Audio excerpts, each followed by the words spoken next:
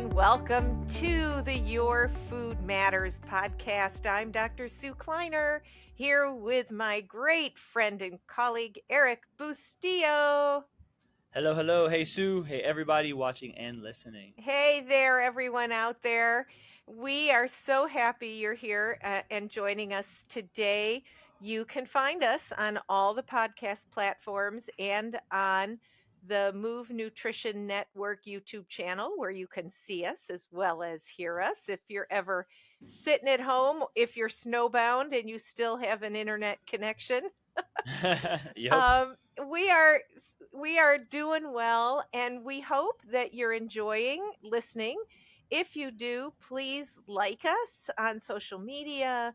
Please share us with your friends. Hit that subscribe button, and we can keep yakking away here and enjoying our conversations. Typically, most of us at some point along in our lives decide that we'd like to change something, do better, make an improvement, whatever that is. And maintaining the habit change, whether it be reading a book a week or getting out for a walk after dinner every day or changing something in your nutrition, whatever those things might be, those kinds of lifestyle changes take focus and dedication, and our habits uh, push us toward not keeping those resolutions. So today we want to talk about what are hints, tips, tricks, things that the research tells us can help us stick to our hopes and dreams and our plans. So I'm going to let Erik take off with this one. Awesome. Thank you, Sue. Yeah, the as a practitioner, the continuous search of a resolution, new year, new me. We hear that so often. Um, it gets a little bit frustrating sometimes because I try to be very empathetic with the people that I work with. And sometimes it's just like when someone comes to you and they're like, I've tried this every year and I always fail. They get really hard on themselves. Um, but I think we've kind of set people up for failure as a society because we think that changes have to be drastic. We think that changes and even results, if you will, have to happen immediately and have to be drastic. Um, Instead of focusing on smaller, actionable, more doable things. Uh, Yeah, you'd much rather have, a number of small steps that are successful than one great leap that fails. That's a drag when it's like going across a chasm or trying to jump over a river if you could just take the rocks in between. exactly right, and that's. I'm glad that you mentioned that because I oftentimes get asked, especially around the beginning or the ending of the year, leading into the beginning of the year, what kind of exercise should I start doing? What's the best type of exercise that I should do? Is it weightlifting? Is it running? Is it cardio? Is it CrossFit? Is it group fitness? All these things, and I'm just kind of like, well, you have to find something that you're going to be able to do consistently. Because if we think that there's one best form of exercise and we do that, but we only do it one time every 3 weeks, as opposed to the best mediocre exercise, if you Right. will, but you're doing it 5 days out of the week, well, then hey, that's how do you finish a half marathon, one foot in front of the other, whether you're walking or you're running, Right. you know? So Absolutely. that idea that it has to be something fancy, something cool, something new, you have to be dying at the end of your workout, right? So we want to think of sustainable things, and this is what I tell a lot of patients and clients, and when I do group workshops, is the fads that come and go, they're consistent because they consistently come and go. They're always kind of cycling around. Um, but instead of going on those fads, can you just find something that truly seems sustainable for you? Can you pursue this continuous improvement through little changes? I like to talk to people about a Japanese way of being called kaizen, and kaizen essentially means continuous improvement, right? Through little changes. This is a popular book, Atomic Habits. A lot of people have heard of that book, have listened to it, have read it, by James Clear. And basically, what he says in that book, in my opinion, it's very good information. But it's the idea of kaizen. How can I go continuously improving, making little steps in the right direction, but on a regular basis? And I think that's where we need to start, instead of giving ourselves this grandiose goal that a lot of times is not achievable or not sustainable. But if we can start with something smaller, we just have to take the psychological part with that first, you know? Oh, yeah. And, they're just sort of to start out, Eric and I have a lot of practical on the ground experience with this because no matter who you are, when you come to a dietitian, you're looking to change something. Otherwise, you wouldn't come. So, so our skill set in guiding and coaching people in behavior change is part of our, as I say, our toolkit. However, there are some folks that only think about behavior change, and hopefully one of these days we can have some of them on the podcast. But to give you some direction along with all the things that we're going to talk about today, just to start with, can you pick up a book or listen to it on audio or however you access information? I have two favorite scientists who have published really sort of on the ground, giving you basic ideas based on real data to help people change and maintain lifestyle habits successfully. One is by Michelle Segar, Segar, and it's called The Joy Choice. And I love this because it is totally focused on the positive. Find the thing, just like what Eric is talking about, that you enjoy, that you want to do. And she gives you a system for finding that joy choice. So it's not, oh, the doctor says, I have to exercise 3 times a week and I have to get my heart pumping. So I have to go run on the treadmill. And you do that twice or 3 times, and you're one of those people who peaks the gym out in January and then you don't show up again. Um, what Dr. Seeger talks about is that there's always decision making points where we can say we want to go in this direction or we don't. What direction would we do instead? And sort of within the framework of what we're trying to accomplish. And she has a system that she will walk you through, and she helps you find the choice that gives you joy. And just one within what we're talking about is someone who, one someone she worked with, and I don't remember exactly what the exercise they thought they were supposed to do. I think it was to go out for a run, but they had a lot of obligations, a mom, making dinner, having young children at home, and that just so many things got in the way of the time that it took to have her solo time to go out for a run. And they went through this system of decision making, choice choice points, I think she calls it. And what they discovered, what there was a time in this woman's life where she loved to dance, and she never got to go out dancing anymore either. But while she was making prepping dinner in the kitchen with her children around her feet, she could put on music and dance, and that became her joy choice. And she always makes dinner, and so whenever she makes dinner, she puts on music and she dances, and she gets, as Eric said, a regular, as much as she can, cardio workout, then nothing at all, and at the same time creates joy. And so I love this book. So that's one recommendation. And I love that it's called the joy choice, because I'm a big proponent of, do more of the things that bring you joy.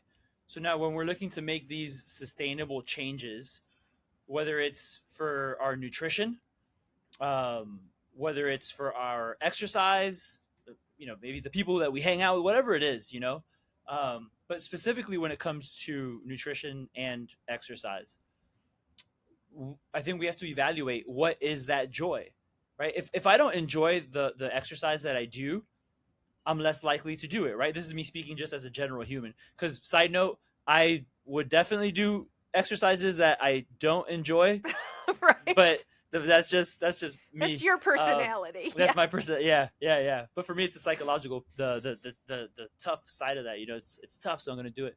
Um, so, but that's the biggest thing when people kind of wonder, like, yeah, what should I do for exercise? Well, hey, listen, what let's minimize that barrier of entry, right? What are you going to enjoy and Right. what's going to be the easiest thing?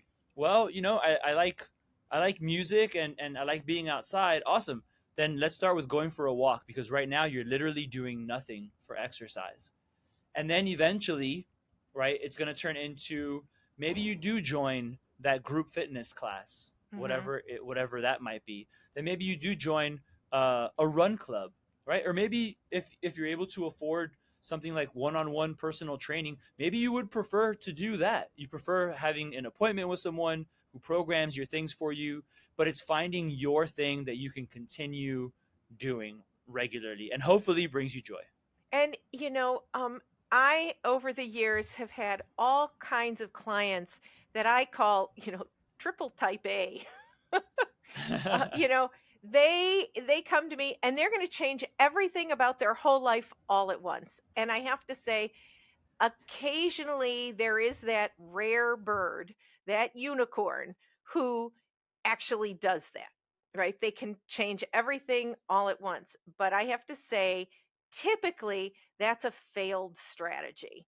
It's much better to build your new habits one on top of another. And in a way, that's kind of like what Eric is saying, that if you're not exercising at all and you decide now you're going to sign up for a half marathon, that's a pretty huge leap to take.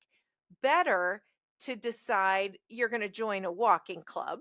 That's a good possibility. You find a neighbor, a friend, a colleague, a sibling, a child, a spouse, somebody, a dog, that will go out on a walk with you with some regularity. And once you develop that habit, that you're doing that a minimum of 3 or 4 times a week, like a religion, then you can ramp up to the next level. What might you do to build on the change that you've already created? And that is much more likely to succeed. And so even with combination changes, people say, I'm going to go on the Mediterranean diet from my fast food diet and I'm going to start to exercise. Very often that's too much change too. And I have to be honest, even as a dietitian, I find that people who need to make both movement and food changes actually are more successful doing a movement change first. At that point, once you start moving, you have changed your brain. We know that the biochemistry in your body changes when you exercise, your mood changes, your focus changes, and now you've also made a successful change and you see yourself as adequate, as being able to actually make a successful change, and then you're more likely to successfully make a dietary change. So I like to suggest to people, try getting some kind of movement and exercise first, get that locked in for 3 months, then work on your nutrition, whatever your nutrition changes are. Now it's not dogma, it's just something that I've seen over the years. Yeah, and I couldn't agree more. Getting the physical part to become regular first, and like you said, it's not a blanket statement. Some people maybe just need the nutrition because they're already doing the other things. Um, But once we get someone who's not doing much of anything, moving, things start to change, and then they're more likely to make those dietary changes as well. And hopefully from that, because you said 3 months. For some people, they might hear 3 months and they're like, "Oh my God, that seems like an eternity." No, like 3 years will fly like that. Yeah.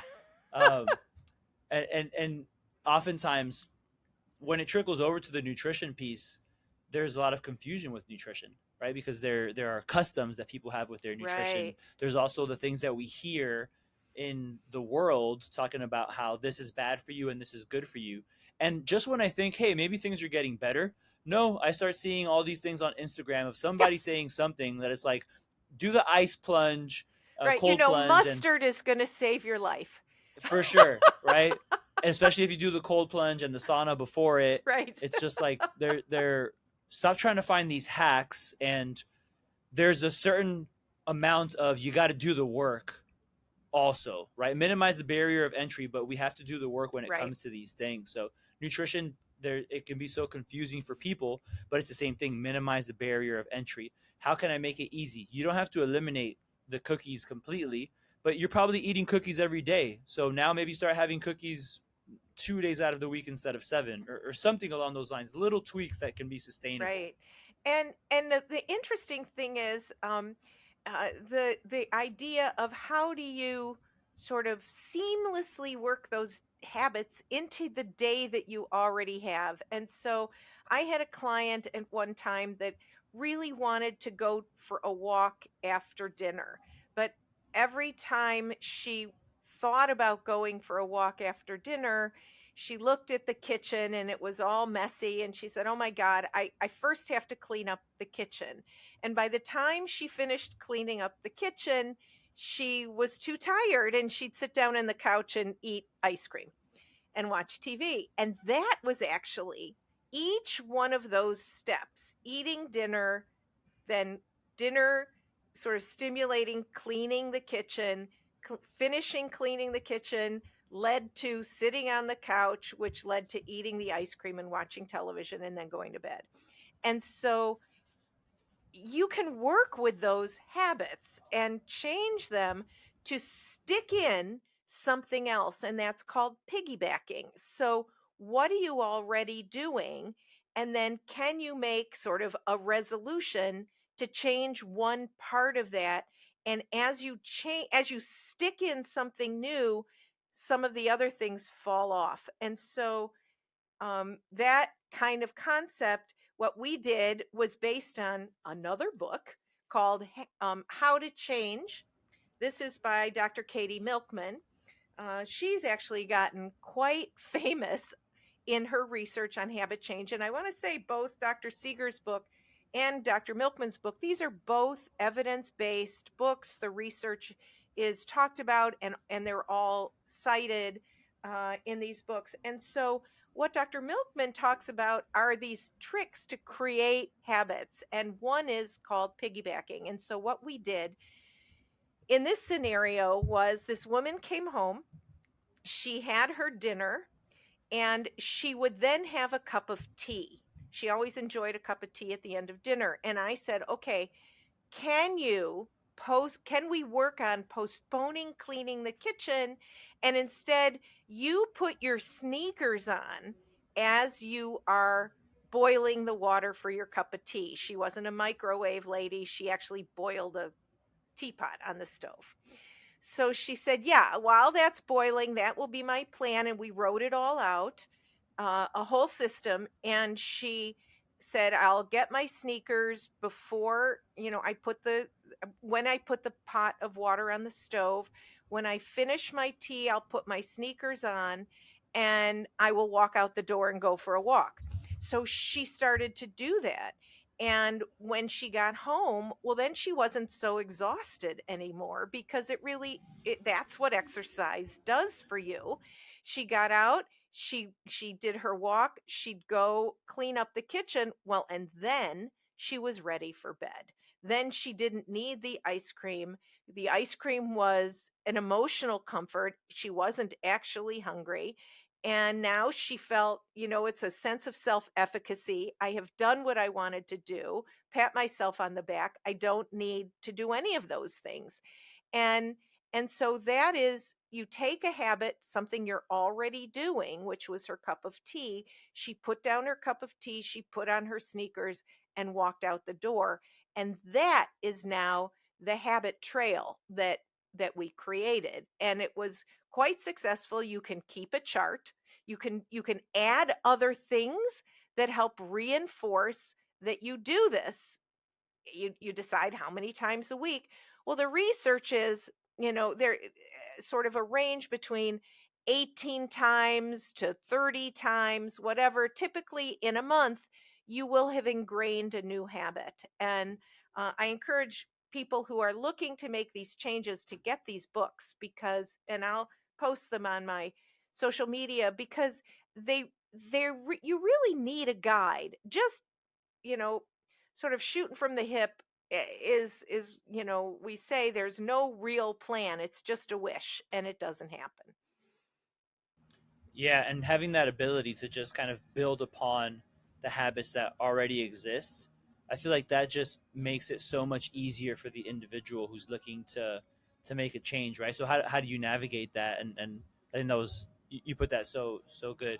They I think that as far as like a takeaway is concerned, um, something like that, like the piggybacking effect, is going to be extremely important for people as they pursue these changes that they're trying to make, because it's not easy.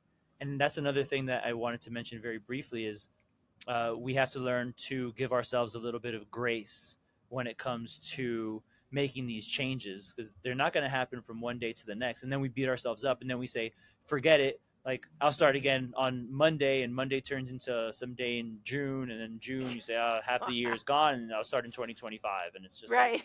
it's this crazy snowball effect. So being able to give ourselves grace is huge. And the piggybacking, I think, really allows for people to be able to do that, because it's slow and methodical, but we have to be okay with the slow approach, not the change everything all at once and expect for everything to be wonderful. I've seen that plane, take off many times, and the landing wasn't the smoothest landing when people try to do that. So I think people need to really understand that massive change doesn't happen in one day.